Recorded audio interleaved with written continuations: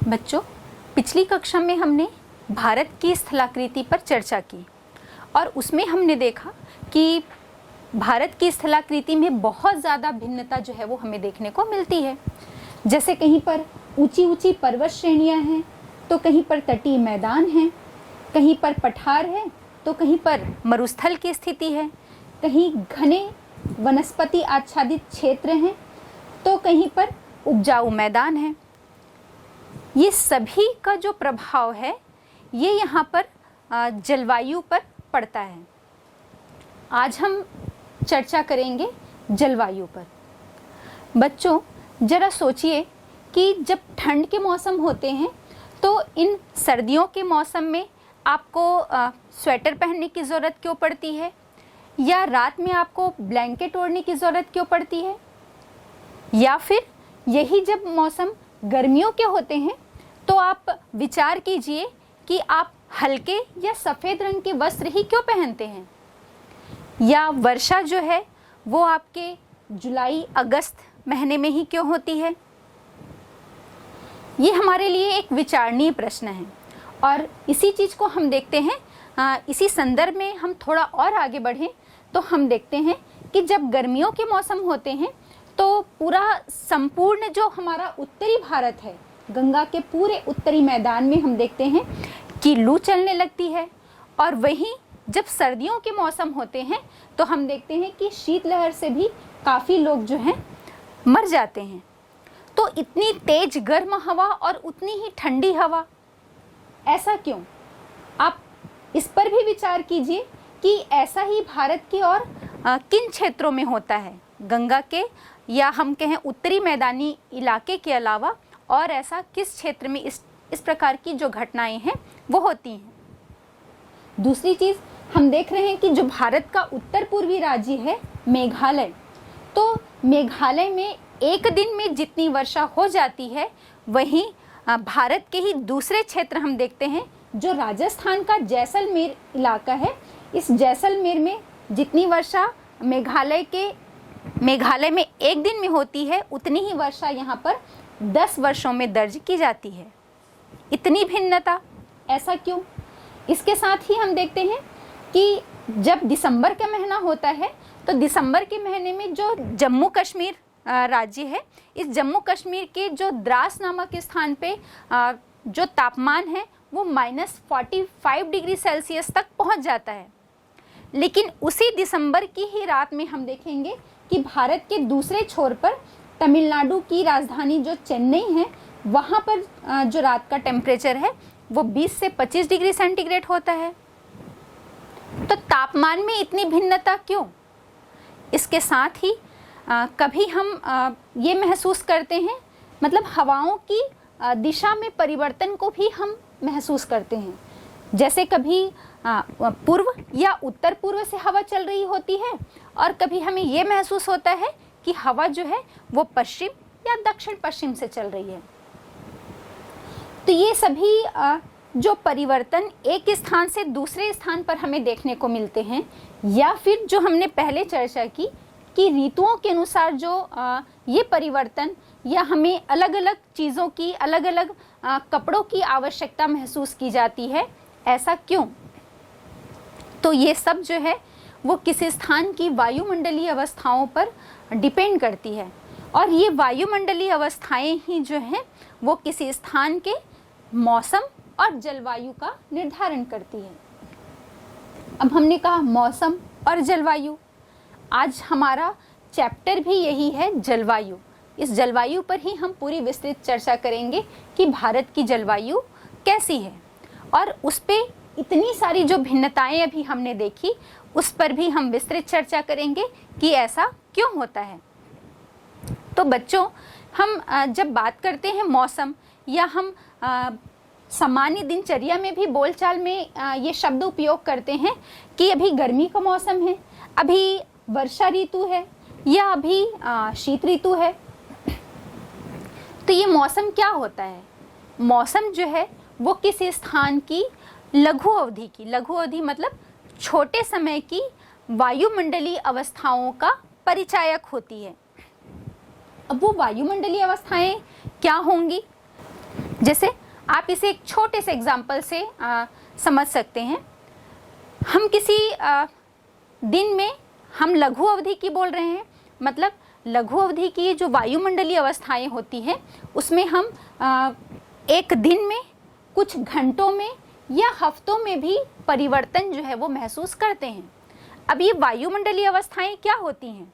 ये वायुमंडलीय अवस्थाएं जो हैं वो आपका तापमान है, इसके साथ वायु दाब है, आर्द्रता, आर्द्रता को हम एकदम सरल शब्दों में समझ सकते हैं जिसे हम नमी कहते हैं। वायु में उपस्थित नमी की मात्रा को हम आर्द्रता कहते हैं। हाँ बच्चों, और ये आर्द्रता ही जो है, जो वर्षा है वो पूरी तरह से इसी आर्द्रता पर डिपेंड करती है। तो हम इसको और अच्छे से समझ लेते हैं कि जैसे कोई एक दिन है जब आप सुबह उठते हैं तब आप ये देखते हैं कि मौसम जो है वो एकदम साफ है, खुला आसमान है। अब दोपहर होते होते हम देखते हैं कि आसमान में काले बादल छा जाते हैं, तेज हवाएं चलने लगती हैं, और ये क्या, हम कुछ ही देर में ये देखते हैं या कुछ घंटों में ही हम देखते हैं कि तेज बारिश जो है वो शुरू हो गई। उसके बाद मौसम में फिर तीव्र परिवर्तन। वो तीव्र परिवर्तन कैसा कि इस तेज बारिश के बाद हम तुरंत ही देखते हैं कि एक आध घंटे में ही मौसम जो है वो फिर से साफ हो जाता है और धूप खिल जाती है। तो हम ये देख रहे हैं कि अभी हमने जो कहा था लघु अवधि या छोटे समय की, तो मौसम हम उसे कह रहे हैं जिसमें छोटे ही समय में, कम समय में किसी स्थान की जो वायुमंडलीय अवस्थाएं होती हैं उसमें परिवर्तन होता रहता है। जैसे अभी हमने देखा कि एक ही दिन में सुबह खुला आसमान, फिर दोपहर होते होते तेज हवाएं चलने लगी, काले बादल छा गए आसमान में, उसके बाद बारिश शुरू हो गई और फिर कुछ ही घंटों में मौसम फिर से खुल गया या आसमान जो है वो एकदम साफ हो गया। तो हमने देखा कि वायुमंडलीय अवस्थाएं, ये जो हमने बात की थी तापमान की, वर्षा की, आर्द्रता या वायु दाब, ये सभी जो हैं वो एक दिन में कुछ ही घंटों में इनमें परिवर्तन देखने को मिला। तो इसे ही हम क्या कहते हैं? मौसम। अब मौसम में हमने चर्चा की है कि लघु अवधि की है, कम समय की है, और इस कम समय में ही वायुमंडल में उपस्थित जो हम इन तत्व की बात कर रहे हैं, हाँ, जैसे तापमान, वायु दाब, पवने या नमी और आर्द्रता, तो इन सब में परिवर्तन होता है। लेकिन जब हम जलवायु की बात करते हैं तो जलवायु जो है ये एक लंबी अवधि की मौसमी दशाओं को हम क्या कहते हैं? जलवायु। जैसे कि एक वर्ष में जो मौसम में परिवर्तन होते रहते हैं इन वायुमंडलीय अवस्थाओं में, उसके अनुसार हम किसी स्थान के मौसम का निर्धारण कर देते हैं, जिसे हम क्रमशः ग्रीष्म ऋतु, शीत ऋतु या वर्षा ऋतु कहते हैं। तो जैसे यदि हम महीनों से भी कम समय में आ जाए, हाँ, एक दिन में बच्चों आप महसूस करेंगे कि सुबह तापमान कुछ और था, दोपहर होते होते तापमान बढ़ जाता है और शाम ढलते ढलते तापमान में हमें फिर कमी की प्रवृत्ति देखने को मिलती है और रात में ये टेम्परेचर जो है वो और कम हो जाता है। तो एक दिन का जो अधिकतम तापमान होता है और उसी दिन का जो न्यूनतम तापमान होता है, ये दोनों का हम औसत तापमान निकाल लेते हैं और ये दैनिक औसत तापमान हो जाता है। इसी तरह हम किसी महीने का जो अधिकतम है और न्यूनतम तापमान निकाल लेते हैं। मतलब महीने में 30 दिन होते हैं और उस 30 दिन के अधिकतम और न्यूनतम तापमान के आधार पर उस महीने का औसत मासिक तापमान निकाल लेते हैं। और ठीक इसी प्रकार वर्ष में 12 महीने होते हैं, तो इन महीनों के औसत तापमान के आधार पर हम उस स्थान का औसत वार्षिक तापमान जो है वो निकाल लेते हैं। और लगभग ये लंबी अवधि कह रहे हैं हम, तो ये कोई 5 से 10 वर्षों की बात नहीं कर रहे हैं। जलवायु जो है वो किसी स्थान की लगभग 30 वर्ष और उससे भी अधिक मौसमी दशाओं को दर्शाती है। मतलब हम किसी स्थान पर ऑब्जर्व करते हैं, अवलोकन करते हैं, लगातार 30 वर्षों तक उस दिन के दैनिक, मासिक और वार्षिक तापमान के आधार पर हम ये निर्धारित करते हैं कि किसी स्थान की जो जलवायु है वो किस प्रकार की है, गर्म है, शीत है, शुष्क है या आर्द्र है। और इस आधार पर जो है वो हम उस स्थान की जलवायु का निर्धारण जो है करते हैं। बच्चों, हम यदि भारत की बात करें तो हम देखते हैं कि भारत की ही नहीं, हम यदि देखें तो विश्व को अनेक जलवायु प्रदेशों में बांटा गया है। और जब हम भारत की बात करते हैं तो हम कहते हैं कि हमारे भारत की जो जलवायु है वो उष्णकटिबंधीय मानसूनी जलवायु है। तो बच्चों, अभी मैंने 2 टर्म्स यूज़ किए कि भारत की जलवायु कैसी है, उष्णकटिबंधीय, और उष्णकटिबंधीय के साथ साथ कैसी है, मानसूनी है। तो आइए हम ये दोनों ही टर्म्स को एक बार समझ लेते हैं। इस मानचित्र पर आप देख पा रहे होंगे, जब हम उष्णकटिबंधीय कह रहे हैं तो हम इसे समझ लेते हैं कि ये किस प्रकार उष्णकटिबंधीय है या उष्णकटिबंधीय किसे कहते हैं। तो ये ग्लोब में आप देख पा रहे होंगे, इस ग्लोब को लगभग बीच से एक रेखा जो है वो काट रही है, और बीचों बीच से गुजरने वाली जो रेखा है ये 0 डिग्री की है। इस 0 डिग्री या 0 डिग्री की जो अक्षांश रेखा है, अक्षांश रेखा लैटिट्यूड, लेटी हुई रेखा है ये, तो इसे हम क्या कहते हैं, लैटिट्यूड। इसे हम भूमध्य रेखा, विषुवत रेखा या इक्वेटर के नाम से भी जानते हैं। इस इक्वेटर से या 0 डिग्री की भूमध्य रेखा से हम जैसे जैसे ऊपर की तरफ जाते हैं तो ऐसी ही लेटी हुई कुल 90 अक्षांश रेखाएं जो हैं वो इस इक्वेटर के उत्तर में भी और इसी इक्वेटर के दक्षिण में भी खींची गई हैं। उतनी ही 90 डिग्री उत्तर और 90 डिग्री दक्षिण में, ये सभी जो हैं वो लेटी हुई रेखाएं हैं जिन्हें हम अक्षांश रेखाएं कहते हैं। और ये कुल 180 जो है खींची गई हैं पूरी पृथ्वी पर। तो बच्चों, इसमें हम देखते हैं कि जब हम इस इक्वेटर से उत्तर की तरफ जाते हैं तो हम पूरा उत्तरी जो है, जैसे हमने मानो एक सेब को बीच से काट दिया हो और उसका जो ऊपर वाला हिस्सा है जिसे हम उत्तरी गोलार्ध या नदर्न हेमिस्फीयर कहते हैं, और उसका जो दक्षिणी वाला भाग है उसे हम दक्षिणी गोलार्ध या सदर्न हेमिस्फीयर कहते हैं।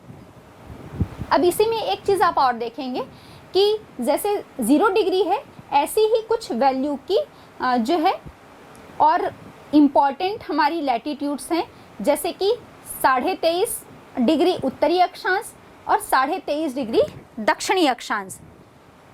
तो उत्तरी अक्षांश रेखा 23.5 अंश की, जिसे हम ट्रॉपिक ऑफ कैंसर या कर्क रेखा कहते हैं, और दक्षिण में उसी 23.5 डिग्री की अक्षांश रेखा को हम ट्रॉपिक ऑफ कैप्रिकॉर्न या मकर रेखा कहते हैं। फिर हम उत्तर की तरफ जा रहे हैं तो हम देखते हैं 66.5 डिग्री उत्तरी अक्षांश रेखा, और फिर जो पोल पर है बिल्कुल केंद्र पर उत्तर में उसे हम 90 डिग्री या नॉर्थ पोल, और दक्षिण में हम उसे साउथ पोल या दक्षिणी ध्रुव कहते हैं। तो जब हम 0 डिग्री से 23.5 उत्तर और 23.5 दक्षिण की तरफ जाते हैं तो ये एक ऐसा क्षेत्र है जहाँ पर वर्ष भर सूर्य की जो किरणें होती हैं वो एकदम लंबवत होती हैं, सीधी पड़ती हैं। तो जब हम 0 डिग्री से 23.5 डिग्री उत्तर और 23.5 डिग्री दक्षिण की तरफ जाते हैं तो इसे हम ट्रॉपिकल जोन या उष्णकटिबंध कहते हैं। बच्चों, इक्वेटर में तो हमें पता है भूमध्य रेखा में कि सूर्य की किरणें जो हैं वो एकदम लंबवत होती हैं, वर्ष भर या सीधी पड़ती हैं। लेकिन सूर्य की जो यात्रा है, या हम कहें कि पृथ्वी पर जहाँ तक लंबवत पड़ती है सूर्य की किरणें, वो क्षेत्र कौन सा है? तो वो है आपका 23.5 अंश उत्तर में और 23.5 अंश दक्षिण में, कर्क और मकर रेखा के बीच। कुछ समय ऐसे होते हैं, जैसे तिथियों का तो हमें पता ही है, 21 मार्च और 23 सितंबर, ये 2 दिन ऐसे होते हैं जब सूर्य जो है वो विषुवत रेखा पर लंबवत होता है, और जब हम उत्तर की तरफ जाते हैं तो सूर्य की यात्रा उत्तर की तरफ शुरू होती है और लगभग 21 जून को ये कर्क रेखा पर लंबवत होती है। मतलब इसे आप और अच्छी तरह से समझ सकते हैं। 21 मार्च की स्थिति हम देख रहे हैं, उसके बाद 21 अप्रैल, 21 मई और 21 जून। तो लगभग 3 महीने में ये जो है ये 23.5 से 24 अंश अक्षांश की यात्रा जो है वो पूरी करता है। मतलब कि 1 महीने में 8 डिग्री अक्षांश को है सूर्य जो है वो पार करता है। या हम ये कहें कि पृथ्वी का 8 डिग्री अक्षांश जो है वो लगभग 1 महीने में सूर्य के सामने आता है। फिर दूसरे महीने में 16 डिग्री अक्षांश और तीसरे महीने में लगभग वही 23.5 डिग्री अक्षांश या 24 डिग्री अक्षांश के आसपास जो है वो सूर्य लंबवत होता है। और वो कर्क रेखा तक पहुंचकर फिर से उसकी यात्रा जो है वो बैक हो जाती है। मतलब किधर हो जाती है, वो फिर से विषुवत रेखा की तरफ आगे बढ़ने लगता है उसकी किरणें सीधी पड़ने के लिए। तो ठीक यही स्थिति होती है।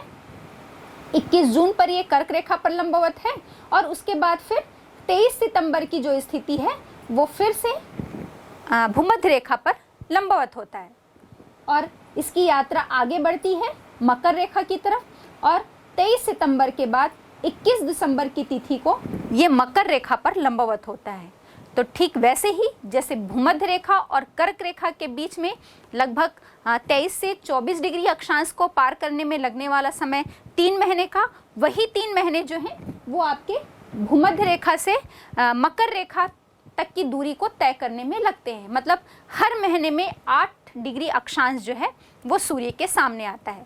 जैसे कर्क रेखा में, ठीक उसी प्रकार मकर रेखा में भी यही स्थिति हमें देखने को मिल रही है। फिर हम देखते हैं कि 22 दिसंबर जो है वो तिथि होती है जब सूर्य जो है वो मकर रेखा पर लंबवत होता है या उसकी किरणें जो है वो एकदम सीधी पड़ती हैं।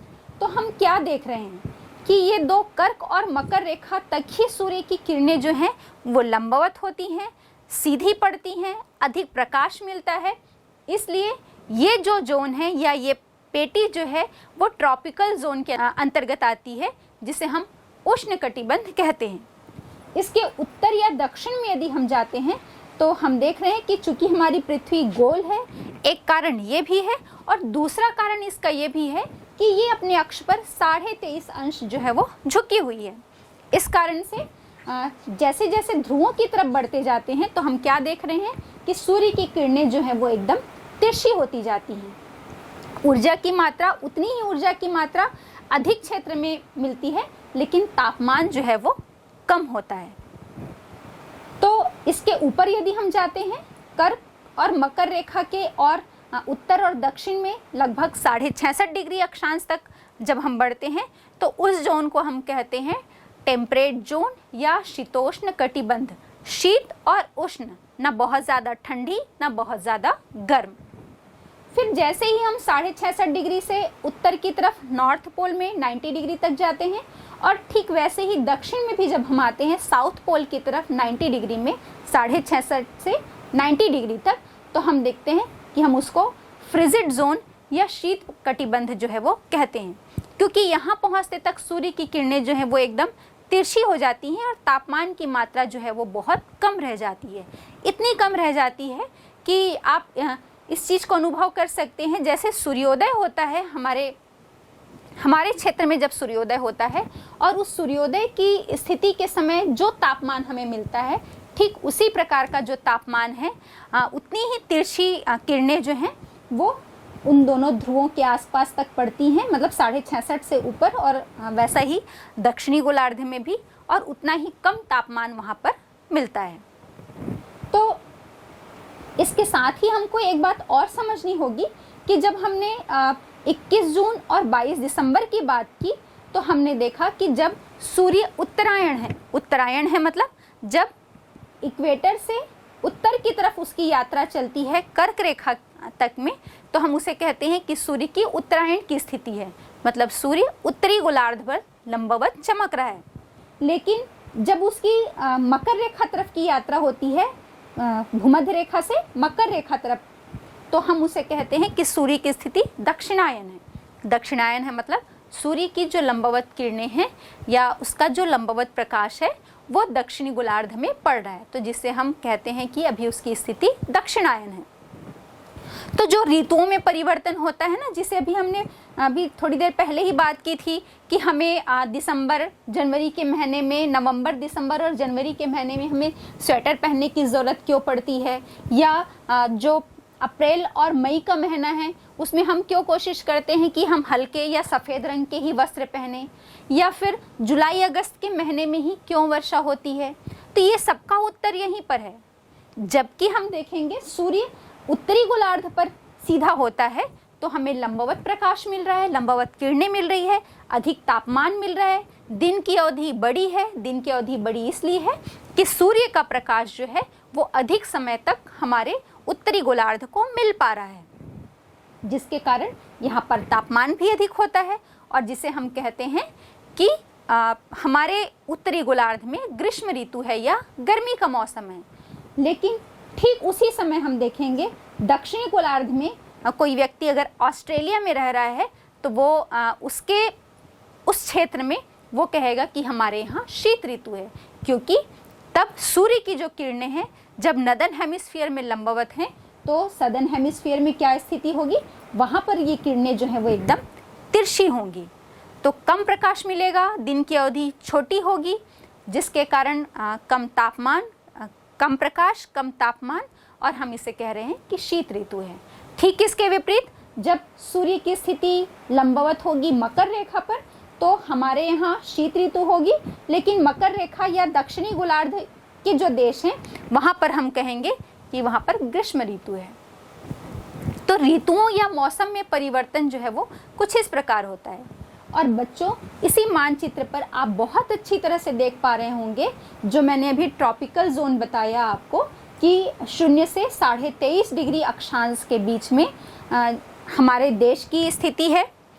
यहाँ पर आपको ट्रॉपिकल जोन मैंने बताया और यहीं पर हमारे देश की भी स्थिति जो है वो आपको देखने को मिल रही है।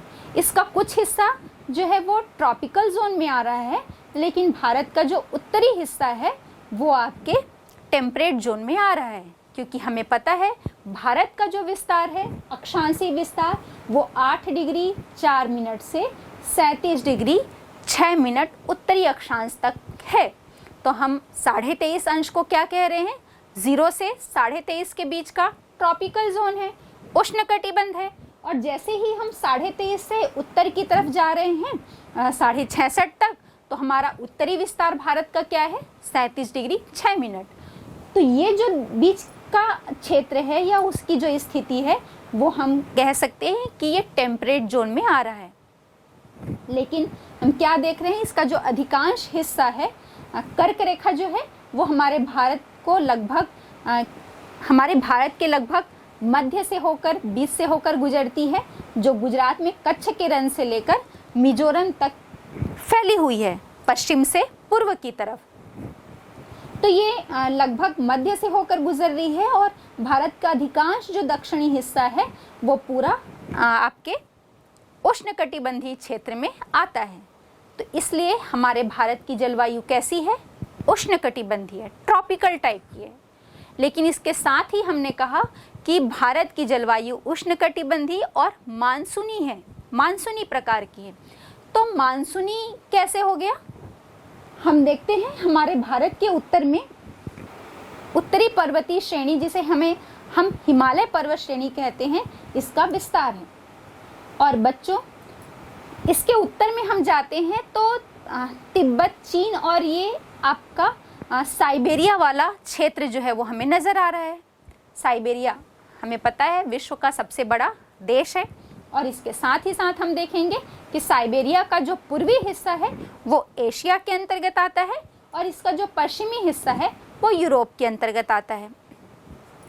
तो ध्रुवीय क्षेत्रों के एकदम पास स्थित होने के कारण यह साइबेरिया के क्षेत्र में पूरे बहुत ज़्यादा जो शीत लहरें हैं वो चलती हैं। तो हम कह सकते हैं कि जो हमारी हिमालय पर्वत श्रेणी है वो एक रक्षक की भांति हमारे उत्तर में खड़ी हुई है, एक ढाल बनकर खड़ी हुई है। किस रूप में ढाल, तो चाहे वो शत्रुओं से रक्षा के लिए हो, पड़ोसी देशों के जो शत्रु हैं उनसे रक्षा के लिए भी कह सकते हैं।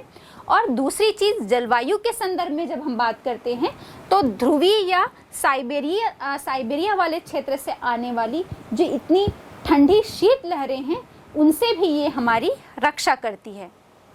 नहीं तो जितने भी शीतोष्ण कटिबंधीय क्षेत्र या उसके ऊपर जो देश स्थित हैं, ठीक उसी प्रकार की जो जलवायु है वो हमारे देश में भी होती। चूँकि ये हिमालय पर्वत श्रेणी उत्तर में हमारे ढाल की तरह बनकर खड़ी हुई है, जो कि तिब्बत और साइबेरिया की तरफ से आने वाली जो शीत लहरें हैं उनकी चपेट में आने से हमें बचा लेती है या उनसे हमारी रक्षा करती है।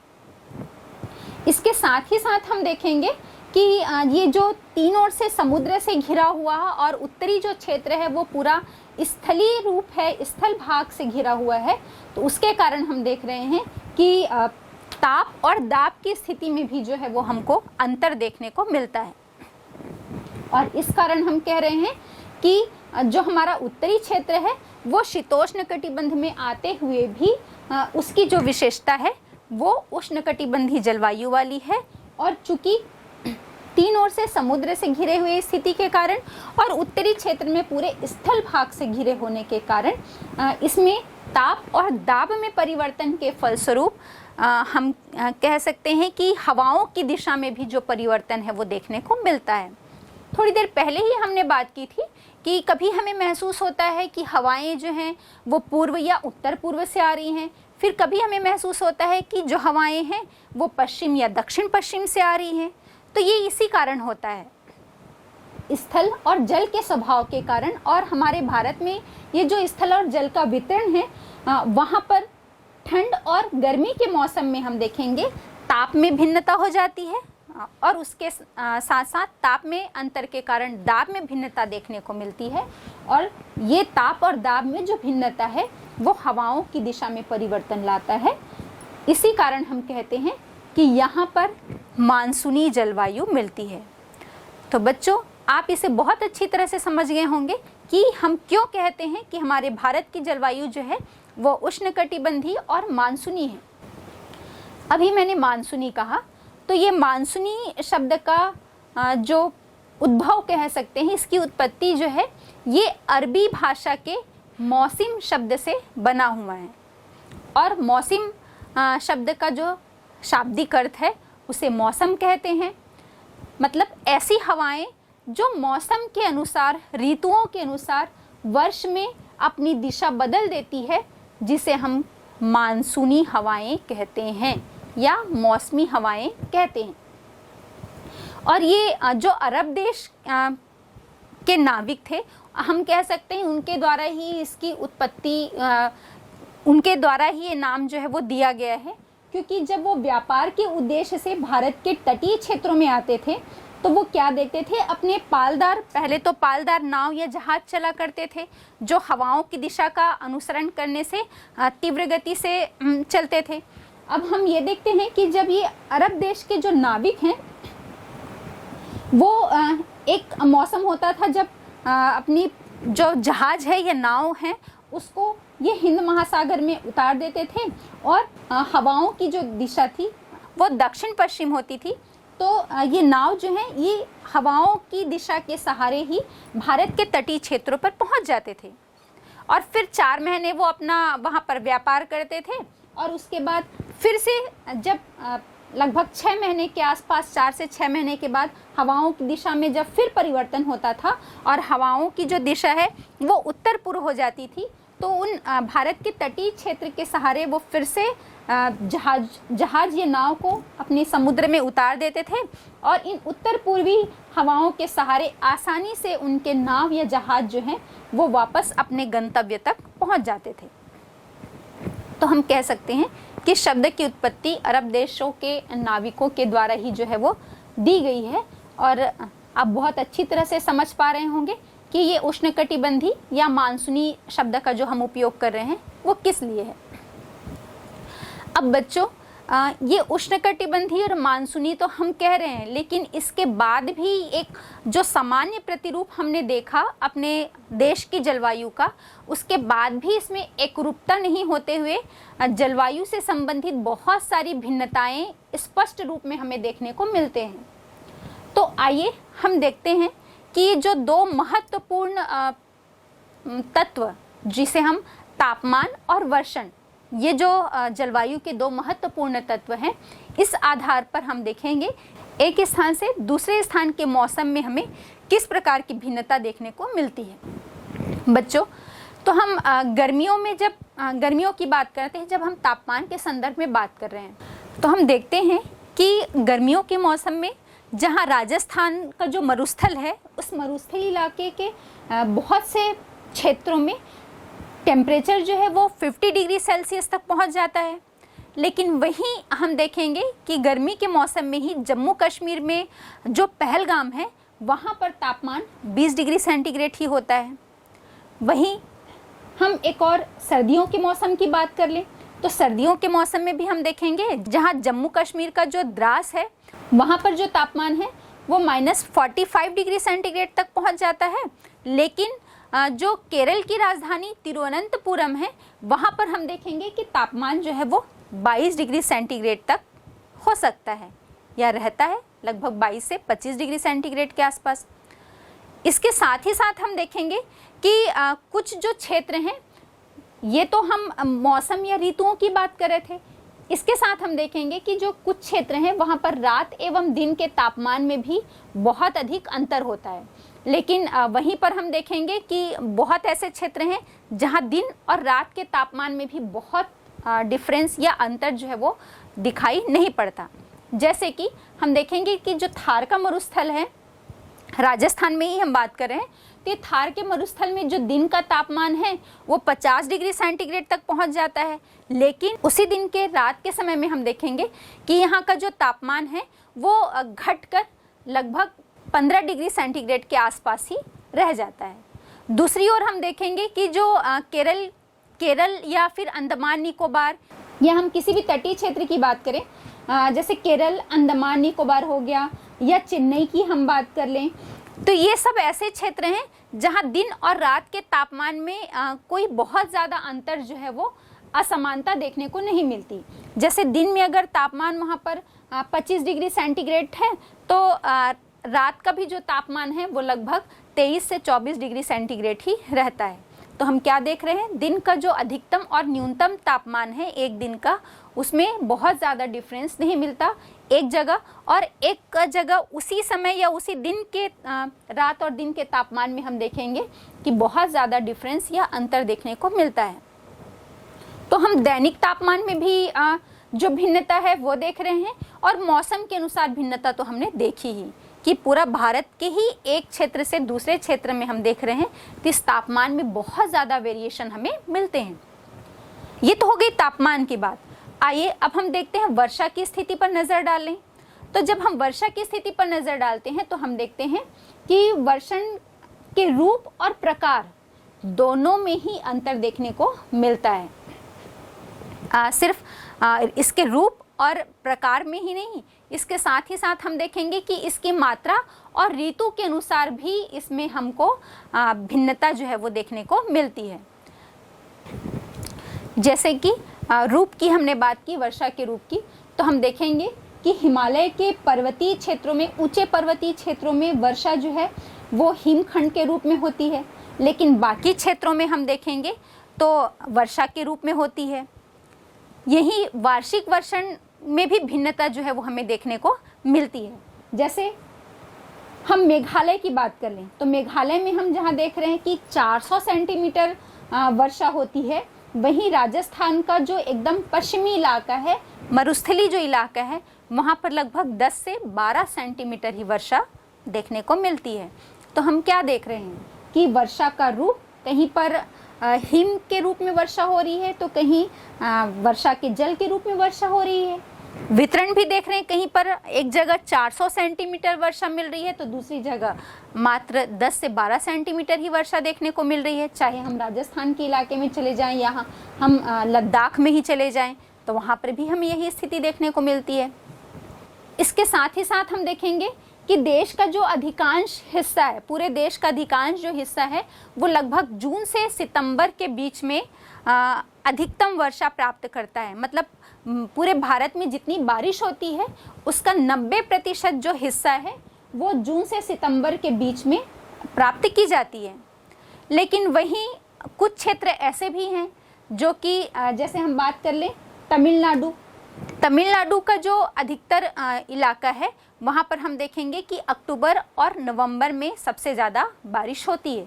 और जैसे हमने अभी बारिश के वितरण की बात की ना, तो जो 90% हमने कहा, तो ये वर्षा ऋतु में ही प्राप्त की जा रही है पूरे देश के अधिकांश हिस्से में। और जो 10% बारिश का हिस्सा है वो हम देख रहे हैं कि इस तमिलनाडु के तटीय इलाके में हमको देखने को मिलती है। और ये वर्षा कब होती है? लौटते हुए मानसून से या उत्तर पूर्वी मानसून से, या हम कहें कि ठंड के मौसम में इस क्षेत्र को अधिकतम वर्षा जो है वो प्राप्त होती है।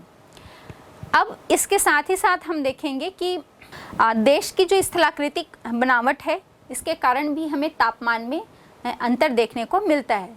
जैसे सामान्य रूप से हम देखेंगे कि जो तटीय क्षेत्र होते हैं उनके तापमान में हमको बहुत कम अंतर देखने को मिलता है, और जबकि देश का जो आंतरिक भाग है उसमें हमें बहुत ज़्यादा मौसमी परिवर्तन तापमान में जो है वो देखने को मिलते हैं। अगर हम सामान्य तौर पर देखें तो जो समुद्र के तटीय क्षेत्र होते हैं वहाँ पर तापमान में हमें बहुत कम वेरिएशन देखने को मिलता है। अभी थोड़ी देर पहले हमने चर्चा भी की थी कि जैसे दिन का तापमान जो है वो अगर 25 डिग्री 24 डिग्री 25 डिग्री सेंटीग्रेड के आसपास है, तो रात का तापमान भी बहुत ज़्यादा अंतर नहीं आएगा। लगभग 1 से 2 डिग्री का ही अंतर उसमें आता है, या 1 से आधा डिग्री का ही अंतर उसमें होता है दिन और रात के तापमान में।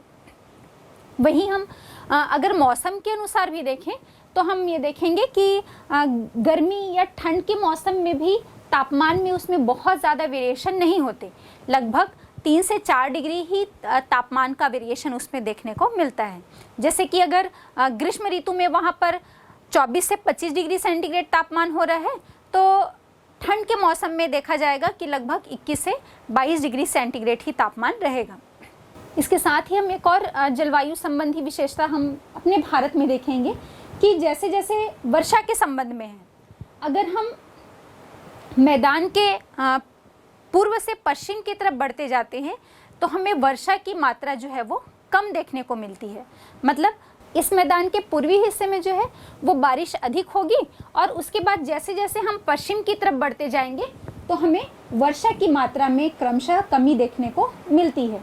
फिर हम इसे समझ सकते हैं कलकत्ता, कानपुर, लखनऊ, दिल्ली, ये सब जो है आगे जैसे जैसे हम बढ़ते जाते हैं तो इसमें वर्षा की मात्रा में अंतर के आधार पर हम देख सकते हैं और समझ सकते हैं कि कैसे पूर्व से पश्चिम की तरफ हम आगे बढ़ते हैं तो वर्षा की मात्रा कम होती जाती है। बच्चों, ये जो इतनी सारी भिन्नताएं हमने देखी मौसम और जलवायु के संबंध में, वो हम देखेंगे कि यहाँ लोगों का जो रहन सहन है या उनकी जीवन की जो विविधता है उसमें भी हमें देखने को मिलती है। और जीवन में जो ये विविधता है वो किस रूप में मिलेगी? तो यहाँ इनके द्वारा किए जाने वाले भोजन में, इनके द्वारा पहने जाने वाले कपड़े या वस्त्र के रूप में, और ये जहाँ पर निवास करते हैं, जो इनका आवास होता है, घरों में भी हमें जो अंतर है वो देखने को मिलता है। और वो कैसे? जैसे जो राजस्थान है, यहाँ राजस्थान में घरों की दीवारें हम देखेंगे कि यहाँ दीवारें मोटी और छतें जो हैं वो सपाट और चपटी होती हैं। वो ऐसा क्यों होता है? क्योंकि हमें पता है कि यहाँ पर बारिश जो है वो बहुत कम होती है, लेकिन हवाएं बहुत तेज चलती हैं और सूर्य का प्रकाश भी बहुत अधिक मिलता है। मतलब तापमान जो है वो बहुत अधिक होता है। अब इसके बाद हम देखते हैं जैसे तराई क्षेत्र है, पूरे हिमालय के निचले हिस्से में जब हम आते हैं तो हमने स्थलाकृति में पढ़ा था पहले भाबर में बड़े बड़े गुलाश में या चट्टानी टुकड़े मिलते हैं, और इन चट्टानी टुकड़ों के नीचे हमने देखा था कि नदियां जो हैं वो लुप्त प्राय हो जाती हैं। मतलब नदियों का जल जो है वो नीचे भूमिगत हो जाता है। फिर इससे नीचे जैसे हम आते हैं तराई क्षेत्र में, तो हमें बहुत बारीक चट्टानी टुकड़े या बहुत हम कहें रेतीले जो क्षेत्र हैं वो देखने को मिलते हैं। और जो भाबर क्षेत्र में नदियाँ लुप्त हो जाती हैं वो पुनः इस तराई क्षेत्र में उभर आती हैं या प्रकट हो जाती हैं। और ये एक पूरा दलदली क्षेत्र होता है, चूँकि बारीक काप मिट्टी वाला क्षेत्र हम कह सकते हैं, बारीक जो बालू के क्षेत्र हम कह सकते हैं, या बहुत ही सूक्ष्म यहाँ पर चट्टानी टुकड़े देखने को मिलते हैं। तो यहाँ पर नदियों के प्रवाह के कारण ये पूरा जो क्षेत्र है वो एक दलदली क्षेत्र के रूप में देखने को मिलता है। तो जब हम इस तराई क्षेत्र की बात करें या इसके साथ ही साथ जैसे गोवा है या मैंगलोर है, यहाँ पर इन क्षेत्रों में हम देखेंगे तो यहाँ घरों की जो अधिकांश घरों की जो छतें हैं वो हमें ढाल वाली छतें देखने को मिलती हैं। और कारण यही है क्योंकि यहाँ पर बारिश जो है वो बहुत अधिक होती है, और अधिक बारिश के कारण अगर सपाट छत बनाई जाएगी, सपाट या चौरस छत बनाई जाएगी, तो बारिश का पानी जो है वहाँ पर रुक जाएगा, जिससे सीलन की जो समस्या है या सीपेज जैसी समस्या यहाँ पर आ सकती है, जिसके कारण यहाँ पर घरों की छतें जो हैं वो ढालूनुमा या ढाल वाली बनाई जाती हैं, जिससे बारिश का पानी यहाँ पर रुके नहीं और उस ढाल के सहारे जो है वो नीचे की तरफ गिर जाए। इसी के साथ हम देखते हैं जैसे असम में हम आ जाते हैं, तो असम में हम देखेंगे कि प्रायः जो यहाँ पर घरें होती हैं वो बांस के खंभों के ऊपर बनाई जाती हैं। इसको भी हमने पढ़ा था अपने जब हमने स्थलाकृति की बात की थी। तो यहाँ पर बांस के खंभों में घर क्यों बनाए जाते हैं? हमें मालूम है कि ये असम मेघालय वाला जो क्षेत्र है, पूर्वोत्तर राज्य का जो क्षेत्र है, वो भारत की जो अधिकांश वर्षा है वो यही क्षेत्र जो है वो प्राप्त करता है। तो बारिश जो है वो बहुत ज़्यादा होने के कारण लगभग 300 से 400 सेंटीमीटर बारिश होती है। तो बहुत ज़्यादा बारिश होने के कारण जो हम कह सकते हैं कि विषैले कीड़े मकोड़े होते हैं या जो जंतु जानवर होते हैं, अगर धरातल पर ही ये घर बनाए जाएंगे तो इनका प्रकोप जो है वो बहुत अधिक हो सकता है। तो इससे बचने के लिए, इन कीड़े मकोड़ों से या जंतु जानवरों से बचने के लिए यहाँ पर रहने वाले जो लोग हैं ये अपने घरों को बांस के खंभों में बनाए जाते हैं। ऐसा लगता है कि इन बांस के खंभों में ही इनके घर जो है वो टिके हुए हैं, लटकती हुई अवस्था में हैं। तो इस कारण ये धरातल से ऊपर जो है ये अपने घर बनाते हैं। तो हम क्या देख रहे हैं कि घरों में भी जो है ये जलवायु या मौसम से संबंधित जो विविधता है वो यहाँ पर रहने वाले लोगों के आवास में भी हमें देखने को मिलती है। तो ऐसे ही जैसा इस कुछ क्षेत्रों की हमने बात की, आप अपनी कक्षा में अपने शिक्षक के साथ बैठकर चर्चा कीजिए कि भारत के अलग अलग हिस्सों में आवास जो हैं वो किस प्रकार के बनाए जाते हैं अन्य हिस्सों में। इसके साथ ही साथ वहाँ जो रहने वाले लोग हैं वो किस प्रकार के वस्त्र या कपड़े पहनते हैं, तो वस्त्र में जो भिन्नता है वो किस प्रकार देखने को मिलती है, और साथ ही भोजन से संबंधित जो विविधता है वो किस प्रकार की होती है। ये सारी बातों को आप विचार कीजिए और अपनी कक्षा में भी अपने विषय के शिक्षक के साथ बैठकर इसे चर्चा कीजिए।